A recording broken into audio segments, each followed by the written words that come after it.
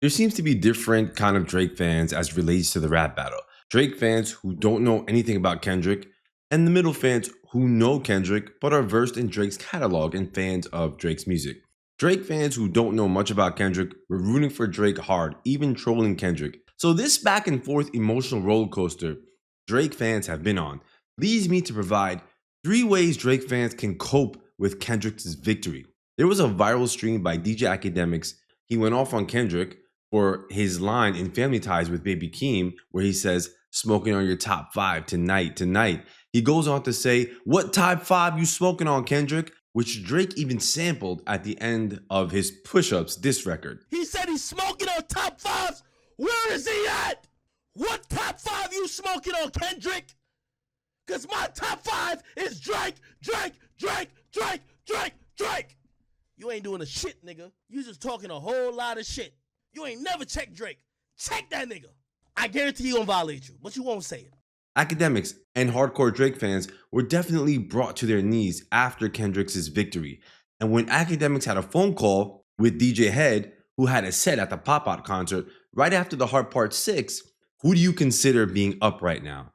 And then Ack said, right now, Kendrick has the edge. What you saw was a masterclass of strategy. Do you agree? Strategically, Kendrick has been top tier. Can't lie. DJ Head continued to explain, bro, it's over. Did you not hear Not Like Us? Do you think this is over? Yes.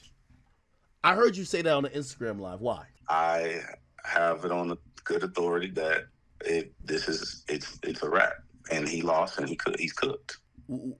Okay, what does that mean? Does that mean he's not going to respond? That means that exactly what I said. Quote it verbatim. He's cooked. He lost. Then he said, did you hear what Drake said in the Hard Part 6? The Hard Part 6 is a counter. Why not? I mean, here's the thing, bro. Academics continue to post on Twitter, day 1 of Kendrick no response to the Hard Part 6, and continue on until he finally gave up and bobbed out to Not Like Us from the Pop Out concert stream. And he thanked God that Kendrick did not mention his name in the line, but the industry is cooked as I pick the carcass apart. Yeah, somebody's lying. I can see the vibes on Ack. Even he looking compromised. Let's peel the layers back. He stopped prior to mentioning Ack's line, and Ack was really happy about that. But the industry's cooked as I pick the carcass apart.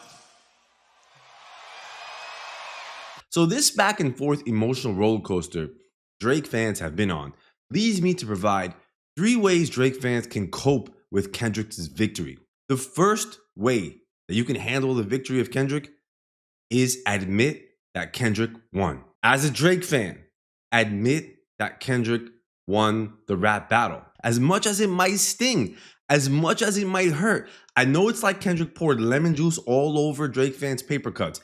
Yes, he did it, and that's that. I'm sorry. Drake couldn't survive it. Aimlessly running with narratives that Drake still won is just pointless at this point. Kendrick out-rapped, out-maneuvered, out-strategized Drake on every level. No matter which way you slice it, no matter if you think Drake dropped some good things or had some good lines, across the board, Kendrick won. As for the music, whether you're a hardcore Drake fan or a medium Drake fan, ask yourself, just put aside the BS. Let's just put only music side by side. There's no chance your feet touching this ground and you could say Drake's diss songs hit harder. Euphoria, 616 in LA, Meet the Grams, Not Like Us, and even Kendrick's throwaway verse in Like That are pure lyrical genius and clearly untouchable tracks. Without fully discrediting Drake for Push Ups and Family Matters, there's no chance though that those 2 records inch anywhere close to Kendrick's 5 disses. And unfortunately for Drake, you could just throw away the Tupac AI and the Hard Part 6. So we can stop at the music, right? Because this is a rap battle. Because that should be all that matters. But to top it off, Kendrick also outmaneuvered him in the rap battle.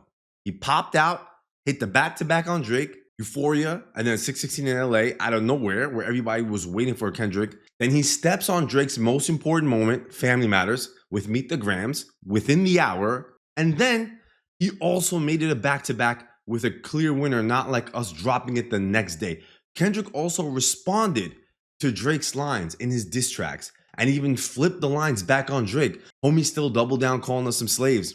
I got a Benjamin and a Jackson all in my house like I'm Joe, okay? Multiple lines. Just come to grips with the fact that Kendrick won the rap battle clearly. Number 2, how else can Drake fans cope or handle Kendrick's victory? What I recommend is revisit Kendrick's music catalog. Just go back, make it make sense, and actually go back and listen to his catalog. Even listen to Mr. Morale and the Big Steppers, the album that Drake tried to call a brick, and see what Kendrick is really about again. That's not considered his best album, but you could even just start there. You have also Good Kid, Mad City. Go back and revisit his original OG, obviously as Section 80. But just go back and put into perspective that the mistake is really Drake's, not you as a fan. Because if you go back and re-listen to Good Kid, Mad City and Damn, you will end To Pimp a Butterfly. You will have full clarity that it truly made no sense for someone like Drake to even attempt a rap battle with this superstar. Period. It's not your fault. It's Drake's fault. It's arrogance that played into the downfall. If you go back and give Kendrick's catalog a re-listen, everything will make a lot of sense. 1, Kendrick has a strong cult-like following, rightfully so. 2, he's a lyrical genius that only very few in the current rap game could even attempt a battle, if any, at all. Number 3, his music is just on a different level. If you compare Damn and Good Kid, Mad City with anything that could be considered a classic from Drake, like maybe Take Care, you will see that you're dealing with a lyricist, a poet, a storyteller, and an actual rapper. And if you even try to use Take Care as one of Drake's classic albums, you also have to come to terms with the fact that a lot of Take Care wasn't even written by Drake. And this stuff has already come out. The Weeknd wrote a lot of those tracks. So think about it.